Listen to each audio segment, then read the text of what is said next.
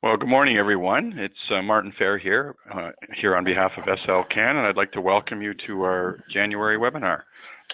We apologize for the technical difficulties we encountered last week, and we certainly have our fingers crossed that we don't experience anything further this week. For today's webinar, I'm very pleased to introduce Matthew Crouch, research scientist turned clean air crusader. Matthew is the director of clean process segments for Camfil, one of the world's most technologically advanced air filtration solution providers. Matthew has an honors degree in biochemistry from McMaster University and a specialization in genetic engineering and biotechnology. Before joining Camfil, Matthew worked with Fisher Scientific, Life Technologies, and Roche. Since joining Camfil, he has worked on high-profile, large-scale clean room and biological research projects and assisted large pharmaceutical and biotech companies in saving energy by optimizing their air filtration strategies and clean room systems. Matthew currently sits on the board of directors for the Canadian affiliate of the International Society of Pharmaceutical Engineers. As is our usual custom, we'd ask that you type any questions you may have into the questions dialog box, and upon the completion of Matthew's presentation, we'll then review all questions with him. Without further ado, at this point, it's my pleasure to turn the presentation over to Matthew. Thanks, Martin. Good morning, everybody. Good afternoon for those of us in the Eastern time block. Again, my apologies for the technical difficulties, but without further ado, let's get into it. So I'll leave a very happy man from this call if I can convince you of one thing, and that's simply a filter's not just a filter. And one of the reasons the genesis of this presentation, if you will, is as I travel around the world and my responsibilities flow into to North and South America now with the passing of 2018. One thing that I commonly run across is questions and answers about HEPA filtration. There's a lot of confusion, a lot of miscommunication. There's even what we call, I'm doing air quotes, but you can't see it, fake news with regards to filters now. So that's pretty exciting and terrifying all at the same time. So part of what I've been asked to do in a couple of situations is actually go through some very elementary concepts of what a HEPA filter is, what it does, what it doesn't do. How they're made, how they're tested, and what's the correct applications for them. So that's what we're going to be doing today through what I call the 10 most frequently asked questions about HEPA filters. So again, yeah, please feel free to provide any questions or anything. We'll have a nice, healthy dialogue at the end. So let's start off with question the first, which is obviously, what is a HEPA filter actually? And that's a pretty straightforward but a pretty common question. A lot of people in this, as I travel around, talk to a lot of different engineers, end users, scientists, what have you, they say, oh, a HEPA filter, just like in my vacuum cleaner. Well, no, actually. The filter that's in your vacuum cleaner is a HEPA-like filter, but that doesn't sound as sexy as calling it a HEPA filter. So because they use HEPA media, they'd like to call it a HEPA filter. It's not actually a HEPA filter. So what HEPA filters actually look like, and here's a cross-section of a glass fiber version of it, just to give you an idea of what it looks like at a microscopic level. It's a very dense, tightly packed filter that uses a very particular media, and the reason why I'm not saying it's glass media is because there's different medias that are available for HEPA filters now, so referring to it as microglass is no longer technically correct, but I'll get more into that as we go along. So HEPA filter, the actual acronym stands for High Efficiency Particulate Absolute, excuse me, and a substitute for the A can also be air filter. And the reason for the acronym comes from the US Army when these filters were originally designed for the Manhattan Project in World War II. This filter has to stop absolutely everything. So as a result of that, they called it the High Efficiency Particulate Absolute filter for its absolute filtration. And I'm not going to bore you with the physics behind all of these different filtration concepts, but what I will tell you is that the HEPA filter is one of the unique filters in that it does all four versions of filtration: strains, intercepts, allows inertia or direct impact or mechanical filtration, and diffusion filtration. And diffusion is particularly interesting because this is what separates a HEPA filter from a molecular filter. So one of the other questions that's not going to come up in this discussion, but I do see a lot of misinformation, is that HEPA filters will remove odors. No, they absolutely will not. And the reason for that is that when you limit the sizing that can actually be stopped by particulate filtration, that's a concept called diffusion, where the particle is so small that it's affected by random molecular forces. Okay, I lied. I am going to go into a little bit of physics. Bear with me. It's not that complicated. Essentially, every force that acts upon this particle is going to push it in different directions. And of course, air is going to have an impact on it as well. So you can follow that trajectory of that little particle in the bottom right-hand corner until it runs into the media. And it's a concept we call diffusion. Molecular filtration or gas phase filtration, the actual gas is so much smaller that it simply wafts around the particulate filter, and it just will not interact with that media in any type of long way. And as a result of that, it will not stop gases. Gas filtration is a totally different concept, and if anybody's willing to sit through an hour of that, I'm more than happy to return and talk about molecular or gas phase filtration at another time, but it's outside of today's discussion. So there's different types of HEPA filters, and I'll explain a little bit about those. You're probably very familiar with the box style. The box style filter on your right-hand side of the slide with the corrugated aluminum separating the glass fiber. That filter has been around since World War II. It's gone through some different iterations. It's changed its shape a little bit, but not much. You have your outside gasket, you have your media pack layers. Again, the more rigid those layers are, the more effective they are at A, filtration, and B, stability of the product, so that the HEPA filter is able to handle higher airflows or more impact. Panel style filters, on the other hand, are a little bit more clean room, microelectronics type of manufacturing. We use them in life sciences as well. They don't handle as much air, but they allow you to cover a larger surface area. So for example, these are used in terminal housings and ceiling units to create a laminar flow grid. What you may not be familiar with is a different concept, which is a V style. And essentially this is, if you were with us last year when I did a presentation on ISO 16890, I talked a little bit about different filtration concepts and engineering that's come a long way, and V-bank filters for ASHRAE or HVAC applications. Well, some HEPA filters have been crafted to do basically the same thing. It's increasing the amount of surface area, so it allows more air to pass through, and it also allows the same amount of filtration, but reducing the overall impact as far as differential pressure. So you're actually saving some money on energy efficiency with this type of design. So what do HEPA filters actually do? Will they capture everything? Well, if you think back to the definition of a HEPA filter, they're supposed to. And in practice, outside of gas and nano-sized particles, which I'll get into in a little bit as well, HEPA filters do capture everything. So when we look at the scale of how a HEPA filter filters, this slide actually starts at 1 micron and goes down to 0.01 micron. Now, what to take away from this is that HEPA filters are extremely good at filtering particles in the 1 micron range. As you can see, it's 100% capture, or the asymptote is approaching 100%, basically unlimited. Whereas on the other side of things, when you approach 0.01 micron, you're seeing that asymptote is heading back up towards 100% efficiency. So what we take away from this is HEPA filters are extremely good at filtering on the high end of the size. And again, we're talking large particles when we're talking 1 micron. Now, that's outside of human visual range. We can't see that small. So if you're trying to get the most out of your HEPA filter, what you're going to want it to do is filter in the 0.5 to 0.3 and lower micron range. You're not going to want to filter 1 micron particles with it. It's a waste of the media. However, it will stop those particles. So it's something to think about while you're planning your pre-filtration or HVAC filtration to team up with a HEPA filter.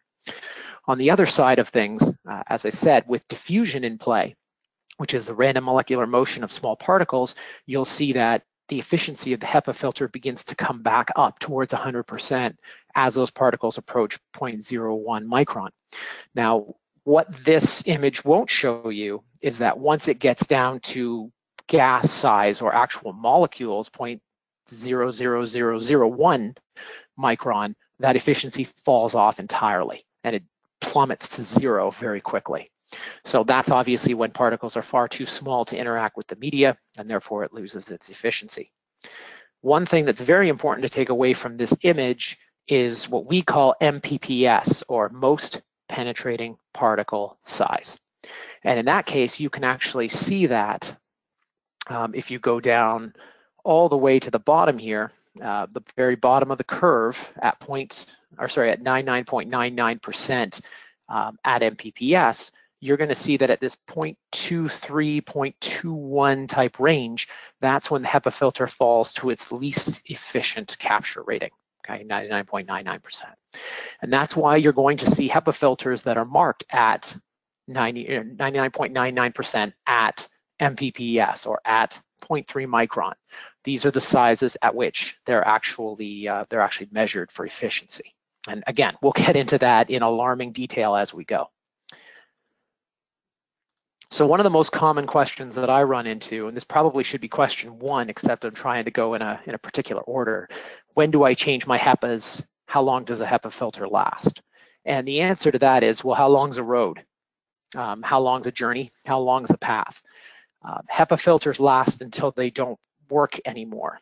And it's a terrible way to say it, but that's reality. Basically, they run out when they run out. And we have no predictive technology at this point. We just have reactive technology.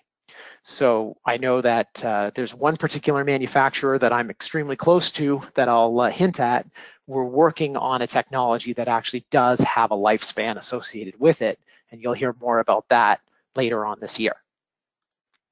So your filters have to be tested to show that they are functioning or not functioning, okay?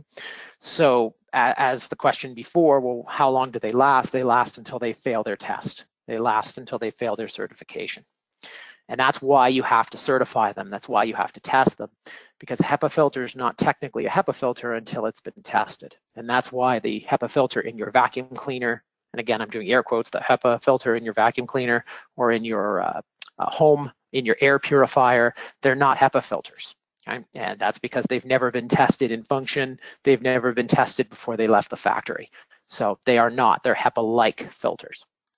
And when we say testing, we're referring to a number of different test guidelines and performance guidelines that are established by a number of different regulatory bodies. So depending on where you are, what your application, whether it's a biosafety lab, whether it's microelectronics or nanofab, materials testing lab, whatever kind of lab that you're running, you may have a different type of performance standard associated with the tests that you're doing. So it's very important that you make sure that the HEPA that you're sourcing meets the standard criteria for your application.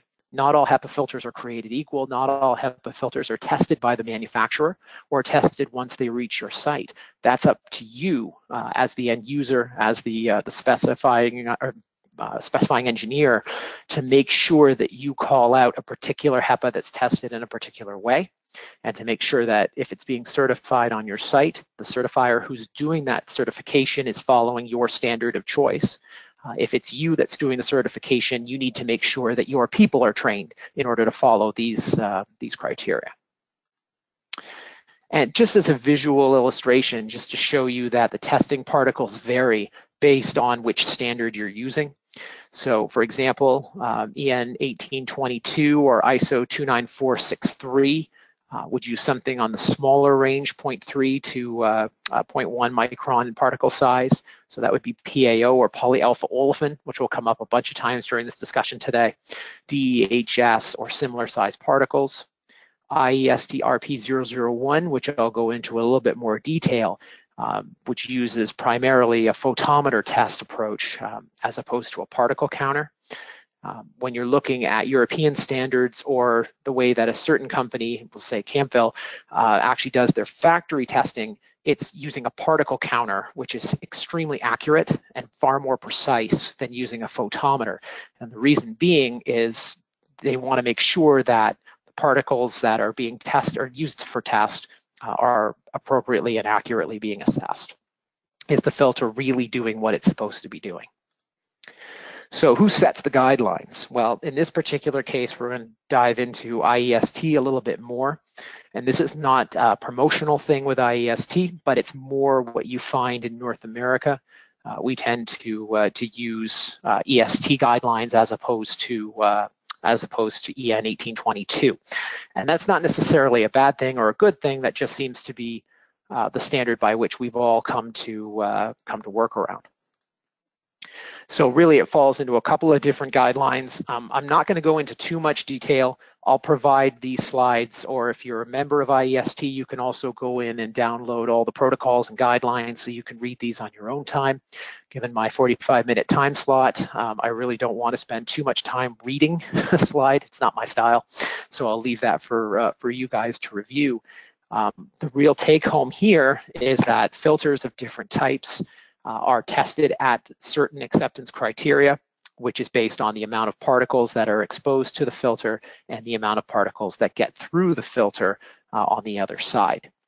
So there are threshold limits that are established in order to tell us that a filter has been designated as successful or passed, and a filter has been, or a filter has been failed and needs to be repaired or replaced. And I'll get into that in a little bit more detail as well. So the other question that comes up is, okay, well, I understand that I need to test the filter to make sure that it's working. I understand that. That makes sense. But does it matter how the test is performed?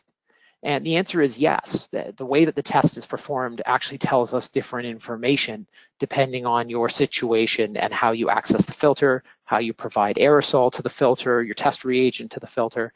It changes the answer that the test gives you.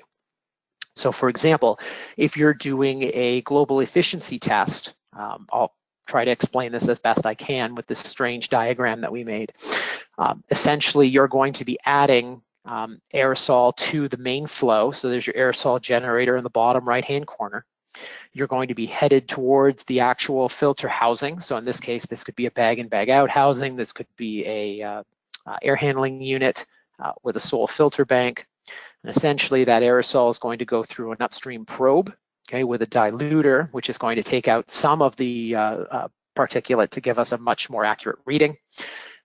That upstream probe is going to give us a count. It's going to go through the filter, down and around the stream, so about 10 duct length diameters down, you're going to have a downstream probe. And this is also going to read back to the particle counter, and it's going to tell us how many particles the filter took out, of course, considering for the diluter.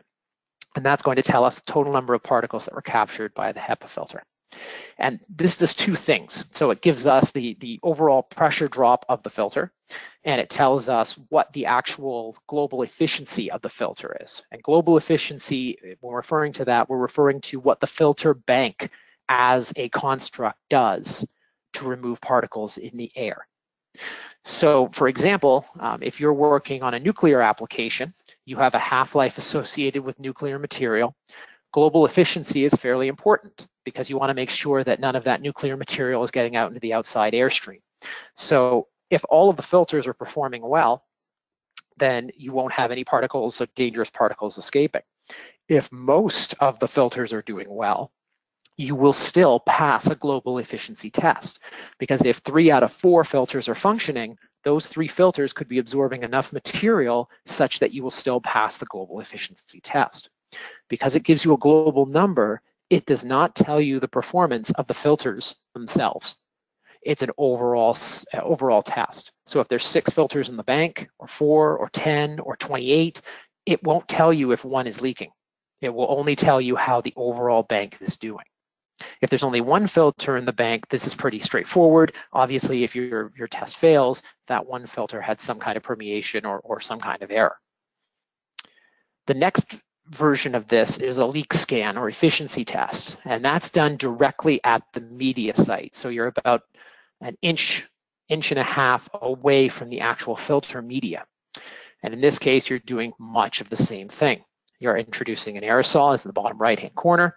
It's flowing through the upstream probe, goes through the filter, The only difference here is your scanning probe is mobile and will go across the face of the filter on the downstream side, and this will be able to tell us exactly where a leak is, if there's any at all. So not only does that give us our global efficiency, but it will also target a particular area where that leak might be. So we get more information from a leak scan, but it requires you to be at the face of the filter, which in a nuclear application is not possible due to safety concerns. In a biological application, it can be possible if you have an auto scanning probe, something like Intervac has, which they worked with a certain filtration company, Camfil, to set up automatic probes that would be able to, in an auto scanning system, that would be able to test these filters without exposing technicians to any of the nasty bugs inside. So how a leak scan looks in real life, there's a field test, just an example of it for those of you who've never had a chance to do a clean room scan or seen a clean room tested or lab tested in real life. If you ever get the opportunity, I really highly advise you to take a second and go. If you get the chance to actually do the scan, you should definitely try it out.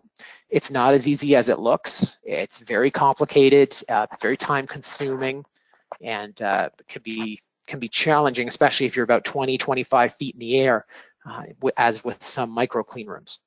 So definitely there's a lot of safety features that need to be taken into consideration, and you definitely need a technician who's done it before, who's gone through the practice and knows what they're doing.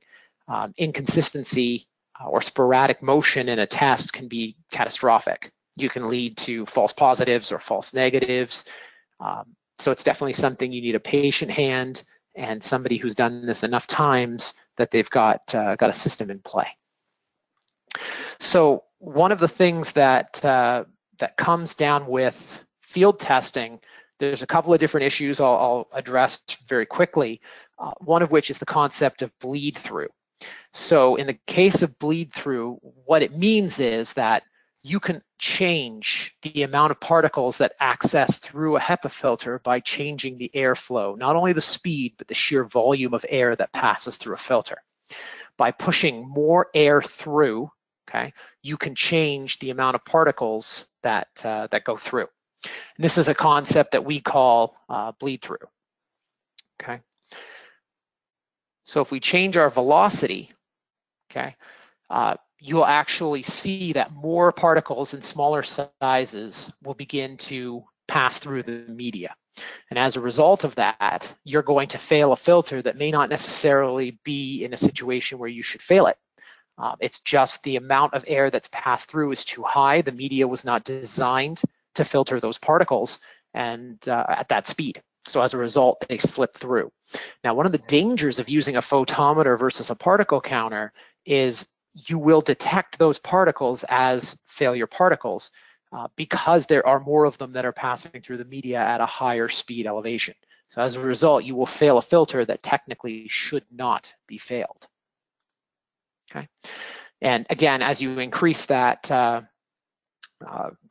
face velocity, you'll see that right there, there's a huge deviation on the maximum percentage penetration versus typical, and that's because of that increased airflow. And it's not to say that you're doomed if you need more air. It's merely stating that a filter is not just a filter is not just a filter. So you can make a HEPA filter that will allow you to increase your velocity from 120 feet per minute to 150 feet per minute and not have any efficiency loss. That can be done, but you have to make sure that it's the right HEPA filter, and the manufacturer has to work with you to design a filter that can accommodate that. Not every filter that you source is going to automatically be able to take you 30 feet per minute outside of its tested range. So something to be aware of as you designate a filter for your application. Oops. So here's a number of different HEPA field testing issues that we run into on a very regular basis. Really doesn't matter where I go in North and South America, you run into to these conditions all the time. And that's really because HEPA testing tends to be overlooked. It tends to be one of those things that we remember after a site's been designed, after housings have been put in. Oh yeah, right, we got to test these things. Well, the contractor responsible value engineered all the testing equipment out of the design spec to save money. and now we have no way of testing this. So we've just got to start flooding aerosol through the air handling unit and say a little prayer that we're getting enough aerosol to the HEPA, and then we scan it and hope for the best.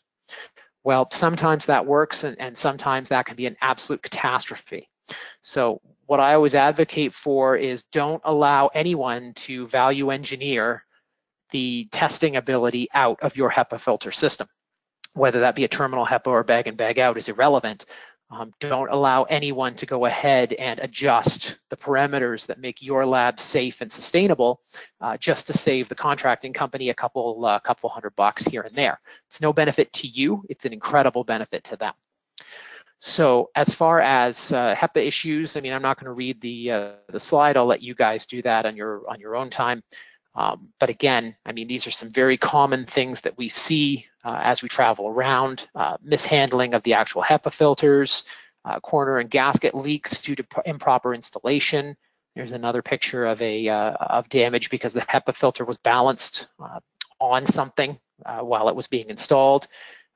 You can see there's some poor frame construction. It was bolted into the frame. This is shearing from dropping a HEPA filter. So when you drop a HEPA filter, they're very fragile in some cases. And as a result of that, the media will actually look like it was sliced with a razor blade. It wasn't. It's merely the impact reverberating through the media. And at a weak point in the media fold, you'll see it actually split like that. There's a couple other examples of mishandling. There's an impact from a screwdriver. And there is a gel seal that was not properly connected with a knife edge. When it was installed, it was bottomed out, put it on the wrong angle, reinstalled a couple of times, and then pulled out when the technician decided there was nothing else they could do, and the damage was done. So one thing that I always advocate for, HEPA and ALPA filters should be tested 100% before they leave a factory, before they leave a manufacturer. So I mentioned bleed through. I mentioned a couple of issues that are going on that side. Definitely, as you manufacture HEPAs, there can be some slight bumping or slight damage to the media. You may want to make sure that nothing leaves the factory defective, because that's just the worst possible situation that you can put anyone into. Right now, there's only one company that certifies every single HEPA filter that they manufacture. All the others use what's called a batch test. So 1 out of every 100 or 10 out of every 100 are tested by hand scan. And then if one passes, they all pass, which, as you know, is completely impossible. So definitely challenge your manufacturer. And I know it's just one more thing to do, but it's a lot of fun to watch people scramble for test documentation.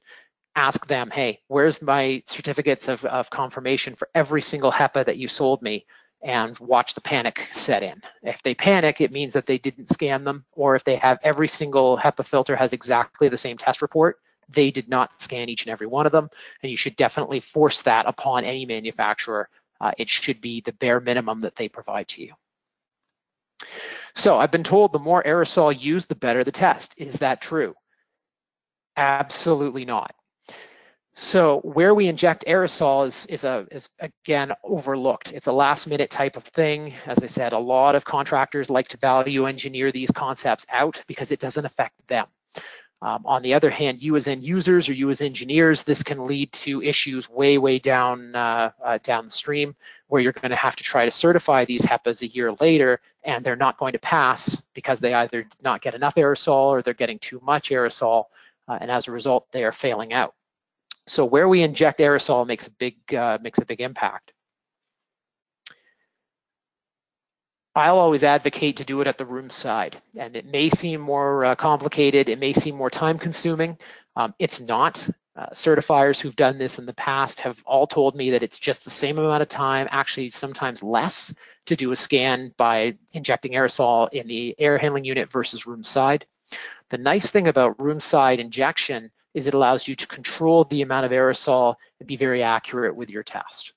So in this case, adding PAO in compliance with ISO or IEST standards will tell us exactly how much aerosol has gone into the housing, how much aerosol is coming out through the HEPA filter.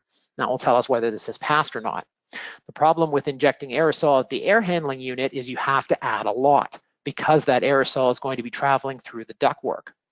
And how that looks is something like this. So when the aerosol starts in the air handling unit, it goes all the way down through the ductwork, into the ducts, and down into the clean room or lab. The other question is, where else is that aerosol going? Because most of us, there's a few facilities, but most have shared air handling units that will work between a number of different facilities, be it the kitchen, lab space, office space, warehousing, common pass-through areas, whatever. That aerosol is going to all of those locations. So you have to use 31 times more aerosol when you inject in the air handling unit versus at the room side. And that complicates a number of different things. That aerosol doesn't go away. PAO, for example, is an olefin, same basic concept that's in motor oil. An olefin that's in motor oil. So what happens when that gets into our lungs? I mean, it's fairly stable, fairly safe, but at the same time, I really would rather not inject aerosol into my home and have it just kind of fly around in the building. So again, recommend that you keep it at the filter level, keep it in the housing, keep it out of your breathing space. Everyone uses the same gel seal material and they all fail eventually. Isn't that right? And the answer, of course, to that is no. Every manufacturer uses a unique gel. Some order them out of a catalog, and some have gel manufacturers make their gel custom for them. So gel dripping is something that's been going on since 2004, and there's a couple of different resurgences there. That's an error. It should be 2014, not 21-014. I can't see that far into the future. And again, this past year, we've seen a number of different gel matrices fail.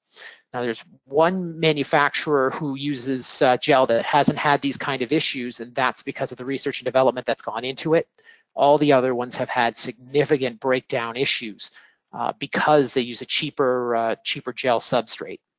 So the problem with gel is the way that it's manufactured, the way that it's mixed, the concentrations that you use at the different polymer levels change how long a gel seal will last in practice. In real life, a gel should last as long as a gasket seal or an old style neoprene gasket. The gel allows for a lighter pressure seal, but it's just as effective.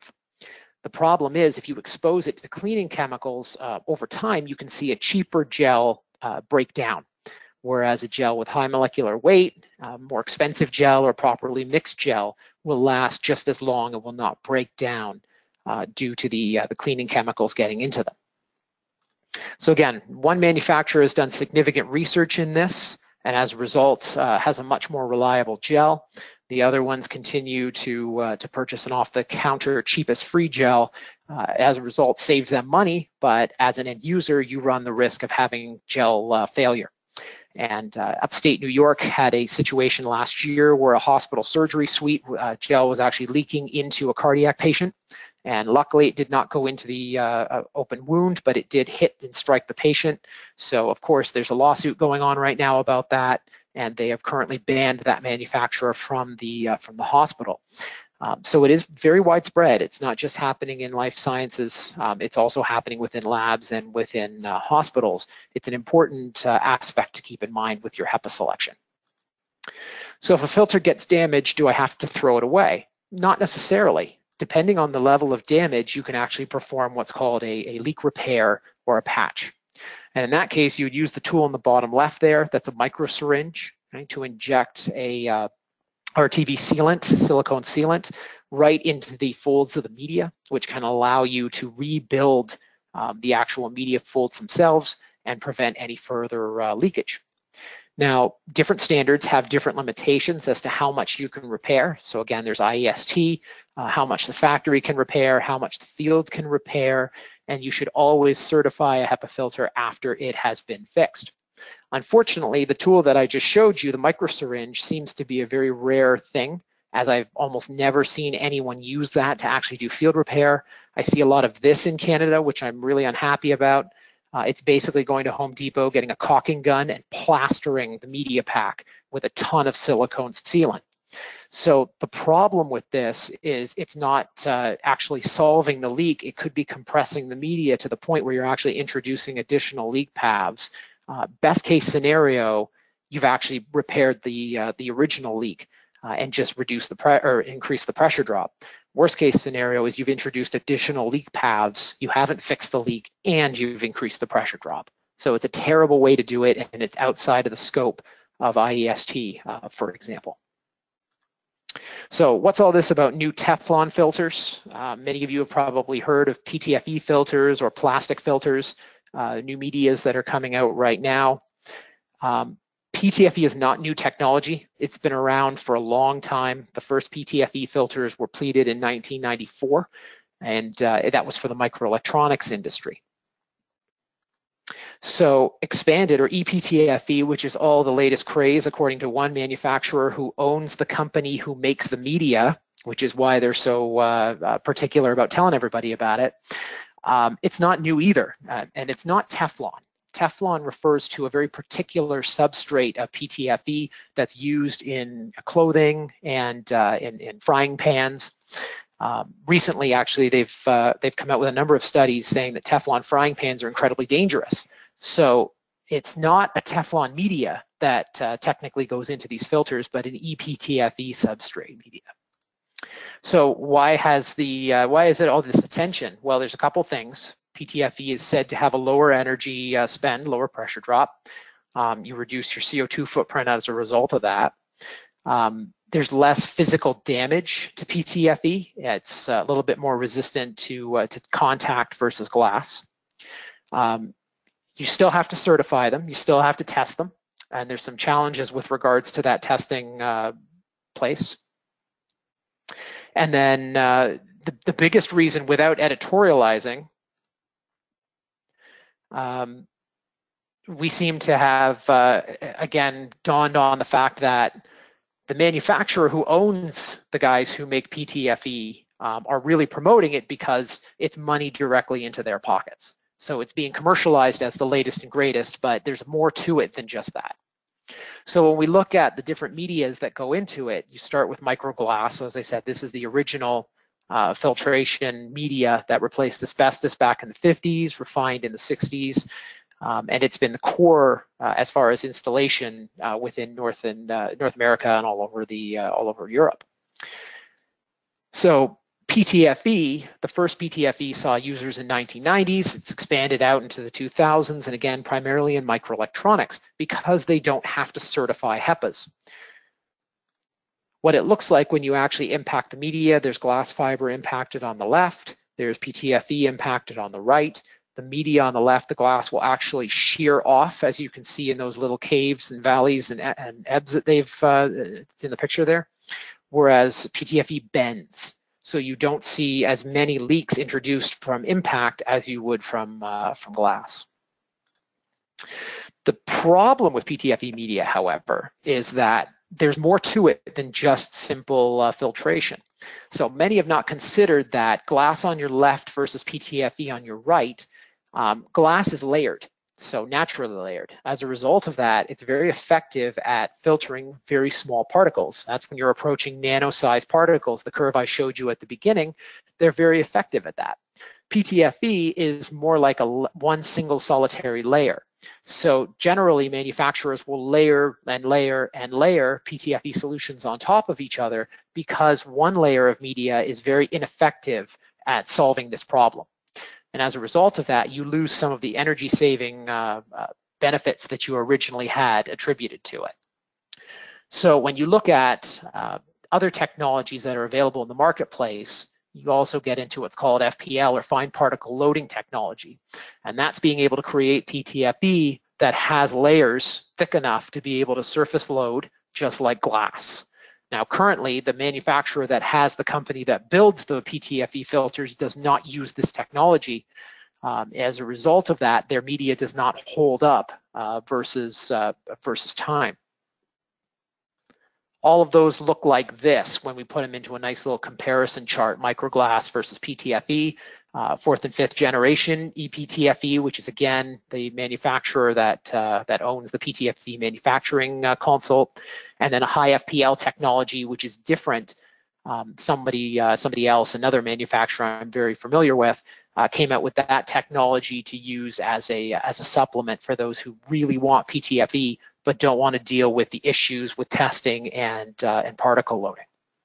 So one of the issues that PTFE does have is as you test it, especially with PAO, PAO begins to bind into the media. And as a result of that, any energy savings that you saw initially begin to go away very, very quickly.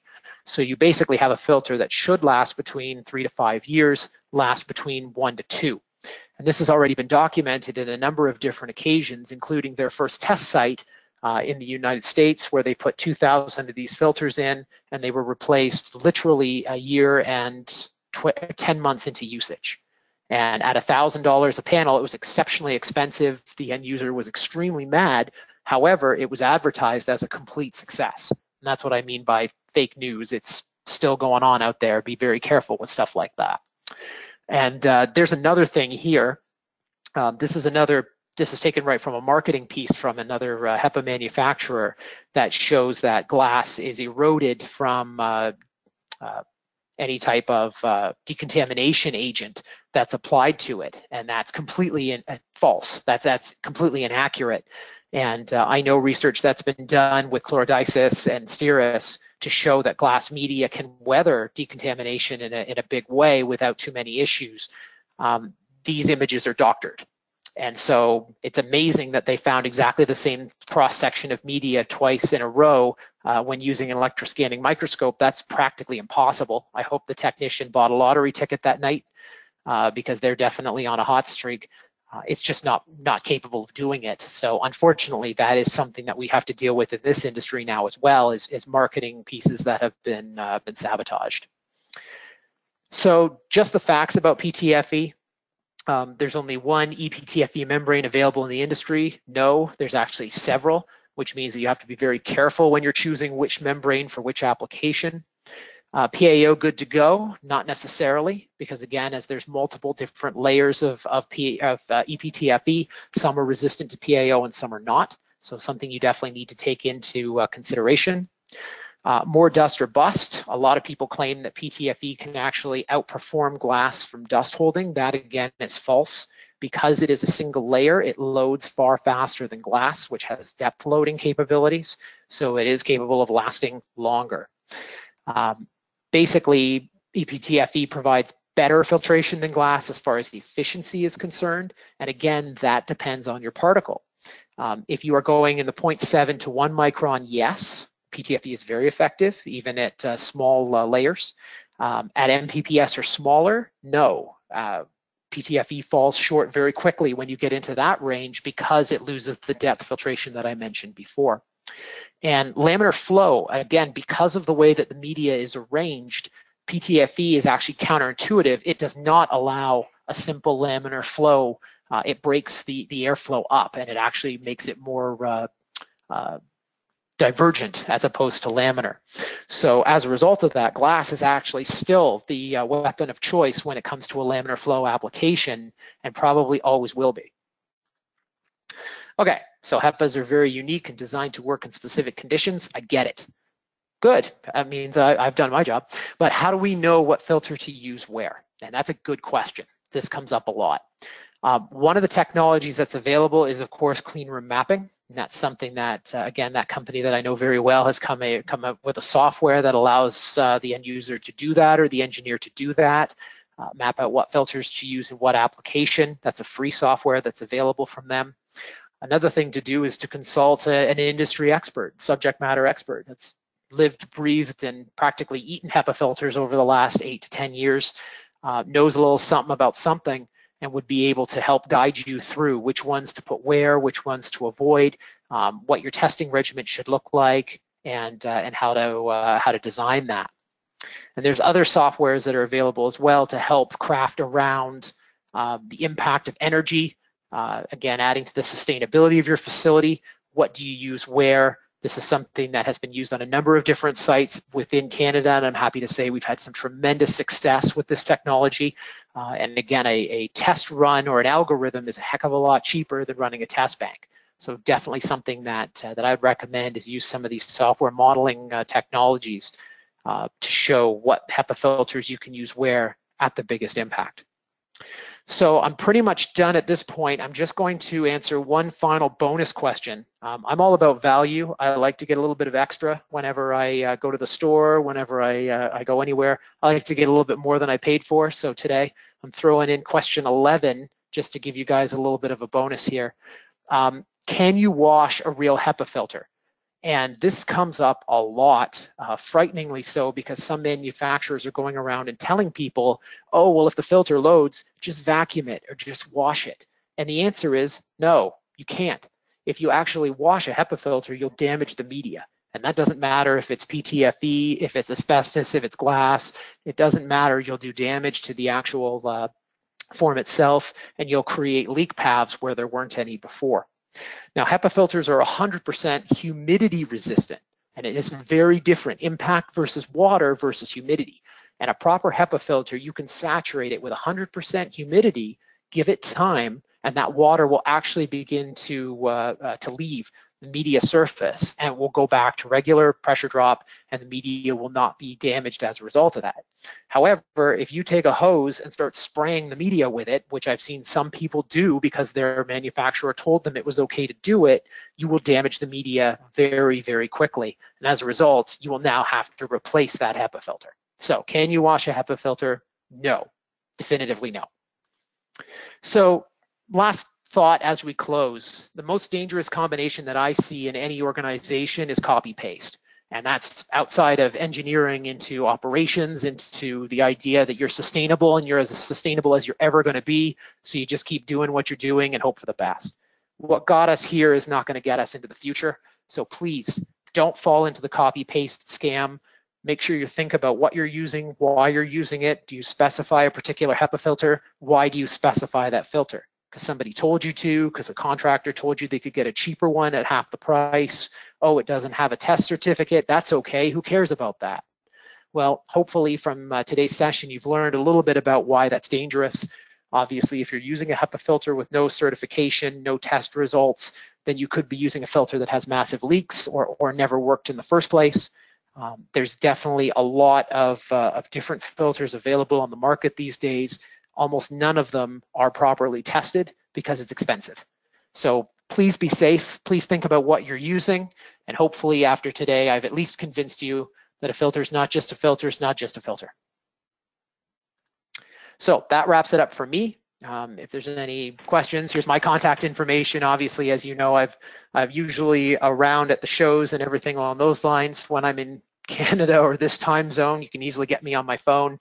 Or please feel free to send me an email at any time to have a discussion about this. Thanks so much. Terrific. Thanks very much, Matthew. That was quite interesting. We do have a number of questions. Great. Let's see. First one. So just related to smells and filtering those, is there a reason that electronic filters appear based on anecdotal and existing installation info to do an okay job at filtering odors, such as generator exhaust? Is that because those smells are associated with particulates from the exhaust? Excellent question. That's a great question. So there's two things when it comes to electrostatic precipitators or electric filters. Typically, electric filters will filter odors via ozone. And even the air cleaners and electrostatic precipitators that say we don't create ozone as a result of our process, every single one of them does. If it's an electrostatic concept, it will produce ozone. And ozone can take certain odors out, so generator exhaust as an example, but at the same time, you're introducing a toxic element into your breathing space by introducing ozone directly into the atmosphere. So from that standpoint, it's dangerous to use them. I've seen them in residential applications. When I got my new furnace, somebody tried to put one in my home, and I told him definitively no. Yeah, I've seen it in industrial applications. They're very prevalent in South America because they don't have guidelines and restrictions like we do. And so I've seen them in Brazil, fairly active because really the employees don't have any advocacy groups, they don't have any unions, so there's nobody to protect them if they're introducing a toxic chemical to the workers. That's their problem. They're saving money by putting the system into play. Wow. Molecular filtration is far more effective because it's a chemical binding process, what we call adsorption. not absorption, adsorption, where the actual odor is trapped within a carbon matrix. So at that point, it's isolated.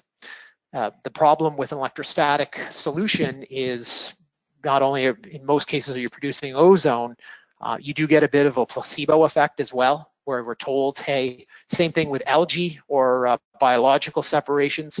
We've been told for years that they don't work, and they don't chemically, but our minds are convinced that if we put up a magic spell that gets rid of odors, if we believe in it enough, we'll stop smelling the smell just because of that.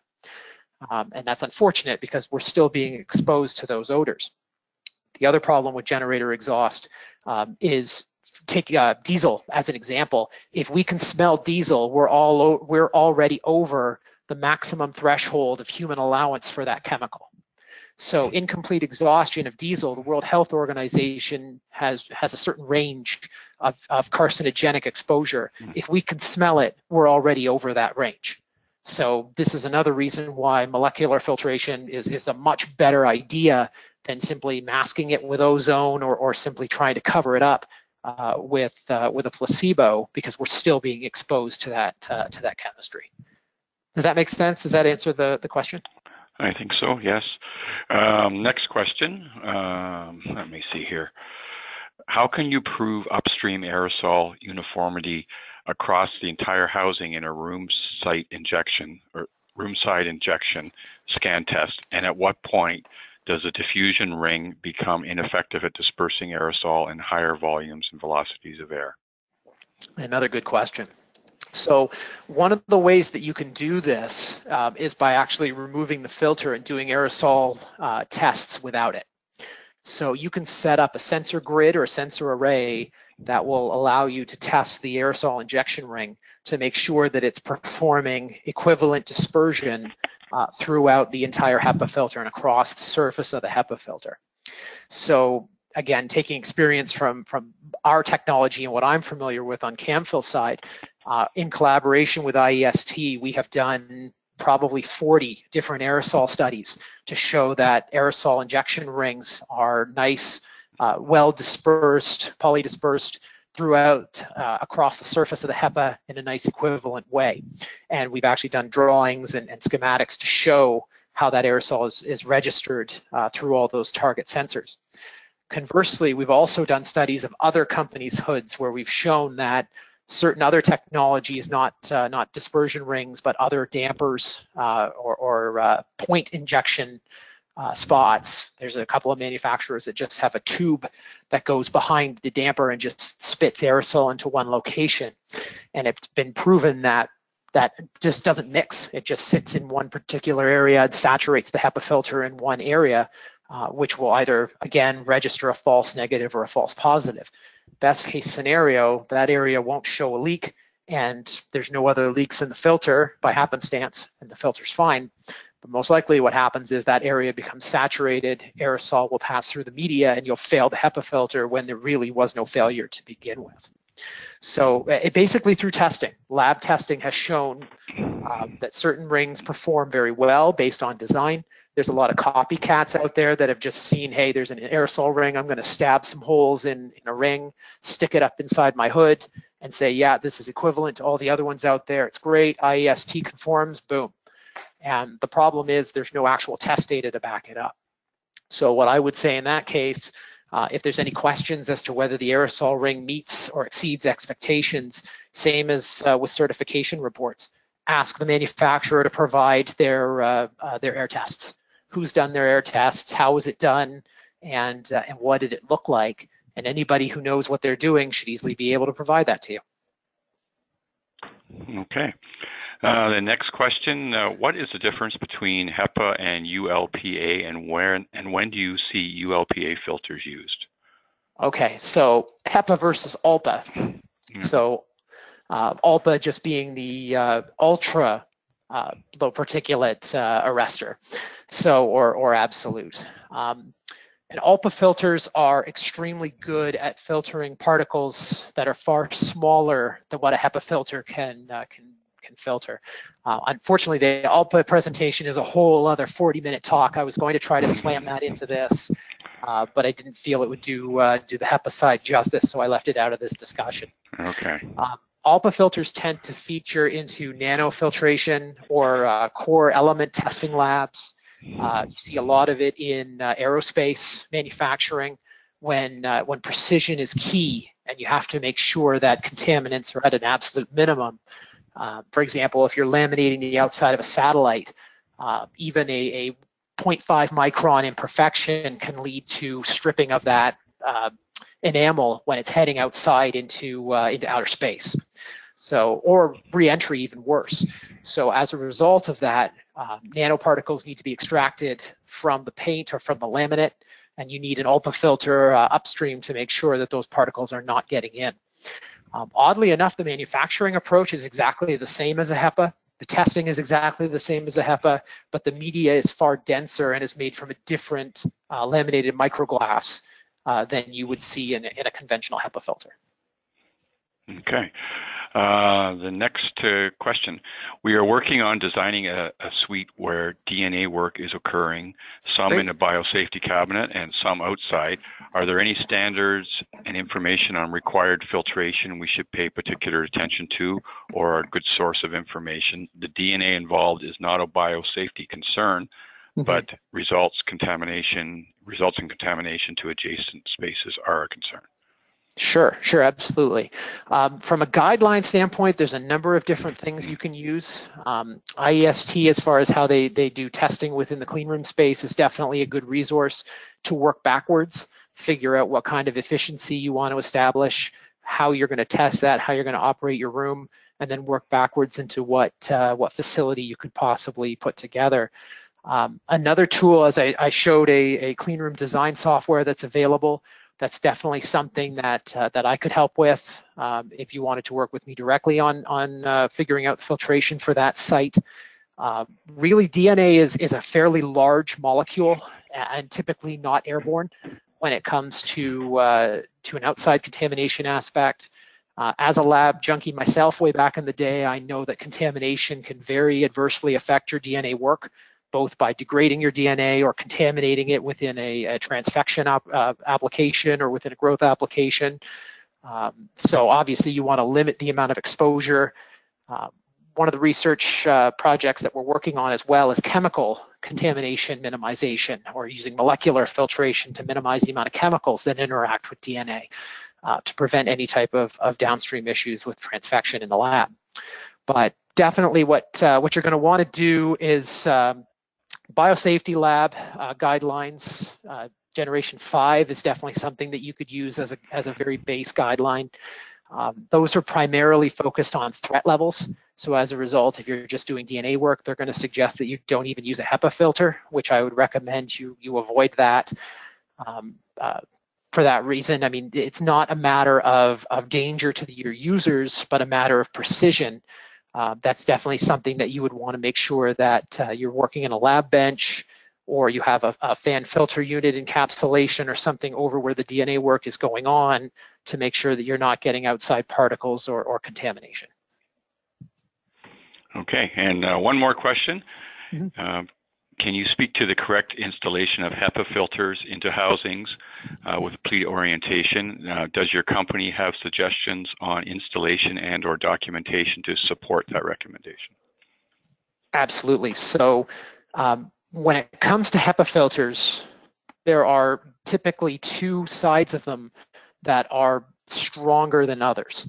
So if you follow the pleat orientation, you're going to see that your epoxy, your glue, or your potting material are at the long ends where the actual folds in the media plug into the frame. Those should be up and down. And typically you'd want to have the pleats in a vertical orientation. The reason being is they're already strong in that direction. If you put them in a horizontal orientation, this is something that I've seen at a children's hospital in Canada. They were all aligned in a horizontal application, and over time you were seeing the pleats begin to sag. They were losing their rigidity, and they were collapsing in on themselves from sheer weight of their own extrusion, or sorry, of the own aluminum foil separator. So it's a very simple thing to fix. In that case, all they had to do was install them vertically, and the problem went away almost overnight. And yes, we do have documentation to prove that. That's within our installation guides. So speaking on behalf of Camfil anyway, I know that that's in the basic installation guidelines, is to make sure that pleat orientation should be vertical when in a horizontal install, and then that way you'll have more strength and rigidity to the actual filter itself. A sagging pleat is not filtering. You're basically creating, you could be creating a leak path.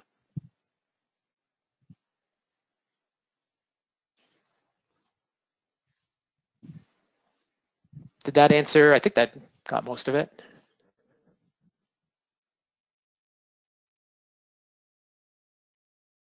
Or maybe not.